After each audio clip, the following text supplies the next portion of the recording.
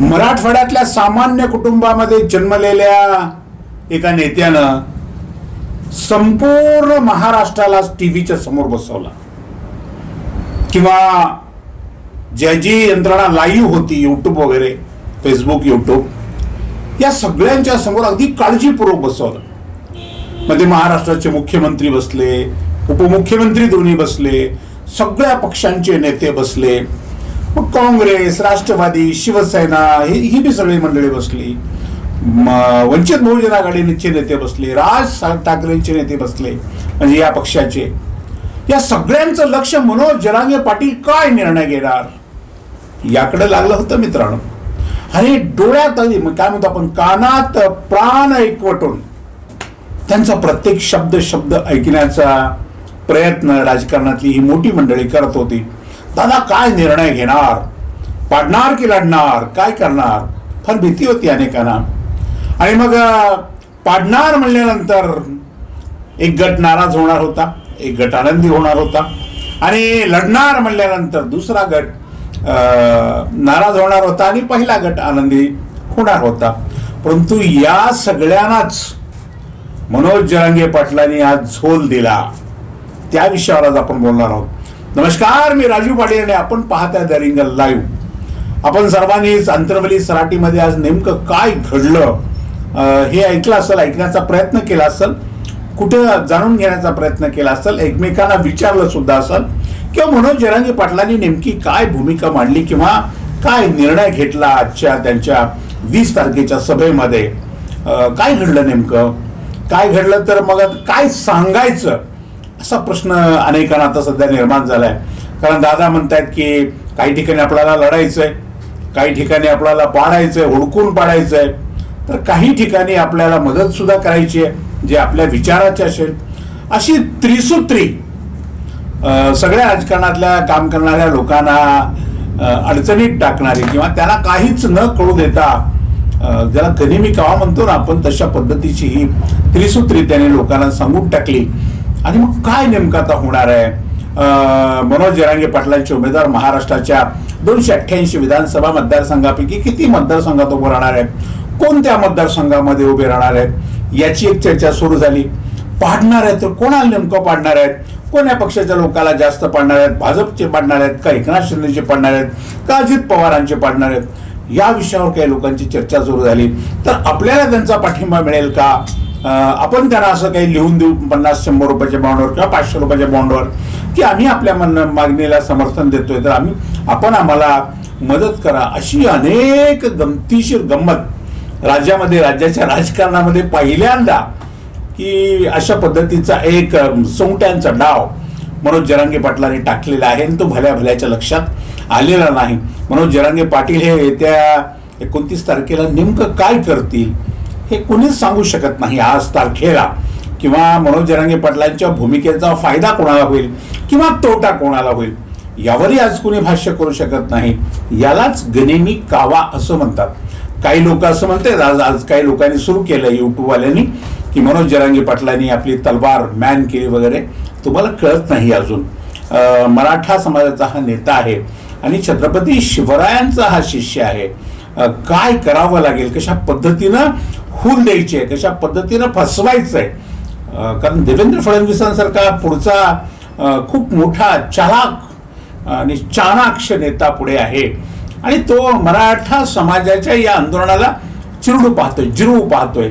तर आता देवेंद्र फडणवीसांच्या बरोबर जर असं राजकीय युद्ध करायचं असलं तर ते किती साजूकपणे आणि छुप्या पद्धतीनं आता करावं लागेल, याची पूर्णपणे जाणीव आणि जाण मनोज जरांगे दादाला आहे. आणि त्याच पद्धतीचा डाव सुद्धा त्यांनी पूर्णपणानं टाकला आहे. महाविकास आघाडीनं सुद्धा या डावामुळे काही खुश होण्याचं आज कारण नाही, तर महाविकास आघाडीचे सुद्धा काही नेते हे या आंदोलनाच्या विरोधात होते, ही गोष्ट सत्य आहे. त्यांचा करेक्ट कार्यक्रम तर होणारच आहे. तर करेक्ट कार्यक्रम कोणाकोणाचा करायचा त्याची एक यादी आता मनोज जरांगे पाटील तयार करतील 288 पैकी.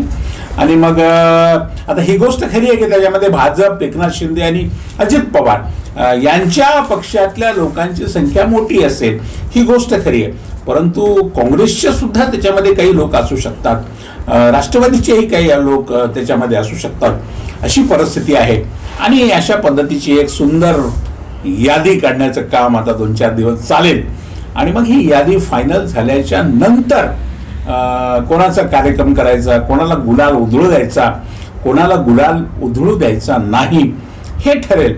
आणि सुपडा साप हे जे त्यांचं आता सध्या स्लोगन महाराष्ट्रामध्ये चाललेलं आहे, तर हे सुपडा साप जे धोरण आहे हे सरळ सरळ महायुतीच्या विरोधामध्ये. यात काय त्याला वेगळं सांगायची आवश्यकता असत नाही. त्यांच्या भाषणातून ते ज्यांचं नाव घेऊन सातत्याने भाषण करतात किंवा ज्यांच्यावर ज्या सरकारवर ते टीका करतायत त्या संदर्भातली त्यांची ती भूमिका असणार आहे.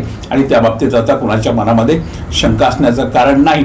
परंतु याचा अर्थ असा नाही की ते केवळ आता महायुतीला झटका बसणार आहे, तर महायुतीला मोठा झटका बसणार आहे. परंतु छोटे छोटे धक्के हे महाविकास आघाडीच्या सुद्धा काही उमेदवारांना बसणार आहेत. आणि त्याची एक छोटीशी यादी मनोज जरांगे पाटलांच्याकडं तयार आहे. या सगळ्या गोष्टी राजकारणातल्या या महिनाभरामध्ये होतील. पण हे करून सुद्धा मराठा आंदोलन त्यांनी उभा केलेलं संघटन हे कायम ठेवण्याची त्यांना सर्वात जास्त चिंता आहे. आणि म्हणून त्यांनी वारंवार सगळ्या आपल्या समर्थकांना आवाहन केलेलं आहे की आपण माझ्यासोबत आहेत का सांगा, माझ्यासोबत राहणार का सांगा, माझी साथ देणार आहात का नाही सांगा. या राजकारणात काय व्हायचं असेल ते होईल, परंतु आपल्या लेकराबाळासाठी, आपल्या समाजाच्या आंदोलनासाठी आपण सतत एकत्र असलं पाहिजे. आणि या निवडणुकीचा कसलाही दुष्परिणाम आपल्या आंदोलनावर होऊ नये याची काळजी सुद्धा सर्वांनी घेतली पाहिजे, अशी भूमिका आज मनोज जरांगे पाटलांनी मांडलेली आहे. मुंबईचे काही ज्येष्ठ पत्रकार मित्र सुद्धा आज अगदी चॅनल टीव्हीच्या समोर बसलेले होते की मनोज जरांगे पाटील हा एक मराठवाड्यातला कार्यकर्ता आहे, नेता आहे, आणि तो आज असं भावनेत येऊन फाडकून काहीतरी निर्णय घेईल, लढायचं तरी म्हणेल किंवा पाडायचं तरी म्हणेल, अशा प्रकारचा सगळ्याची अपेक्षा अशी होती. परंतु या सगळ्यांना सुद्धा धक्का देणारं भाषण मनोज जरांगे पाटलांनी आज केलं.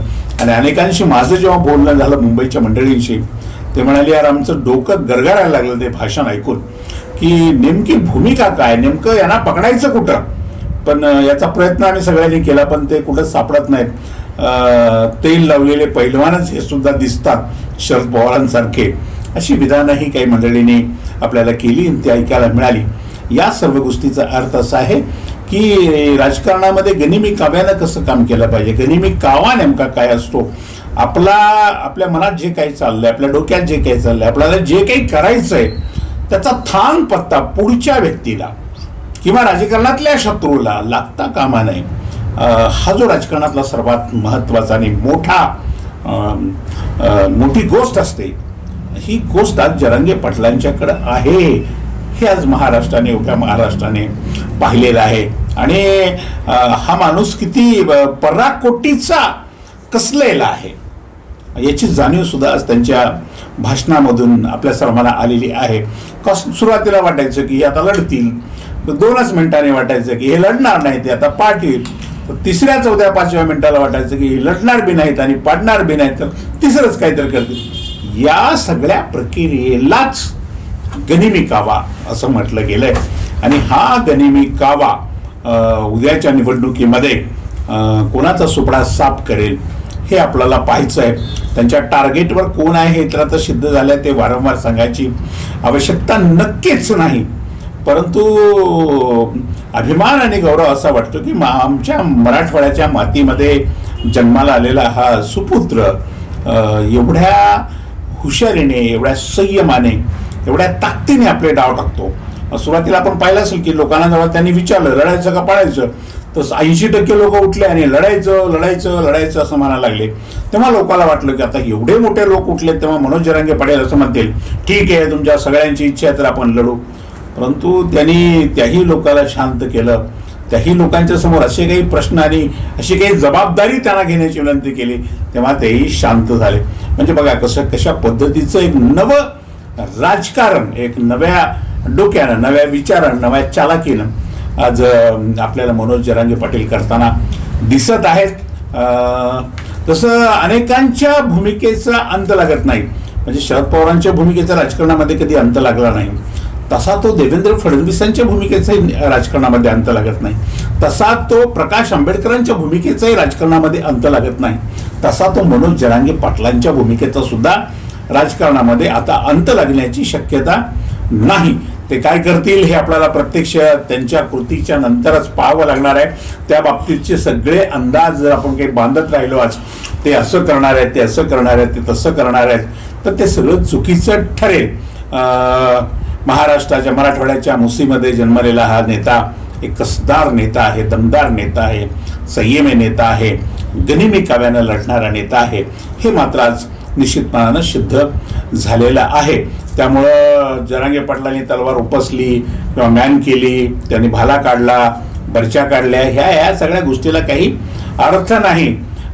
जरांगे पाटलांनी अनेकांची झोप उडवली, एवढी एकच गोष्ट सत्य आहे. काय घडेल याविषयी आज काही भाष्य करणं हे योग्य होणार नाही. या संपूर्ण आजच्या घटनेचं जर एका शब्दामध्ये किंवा एका ओळीमध्ये आपल्याला विश्लेषण करायचं झालं तर एकाच ओळीत करता येईल की मनोज जरांगे पाटलांनी राजकारणात काम करणाऱ्या सर्व पक्षांची, राजकीय पक्षांची आज झोप उडवलेली आहे. काय होईल हे आपण येत्या 30 तारखेला 29 तारखेला पाहू आणि त्यावर नंतर आपण त्यावर भाष्य करू. आज इतकंच. अशाच महत्वाच्या प्रश्नावर रोखठोक भाष्य ऐकण्यासाठी पाहत राहा रिंगण लाईव्ह, आवाज महाराष्ट्राचा.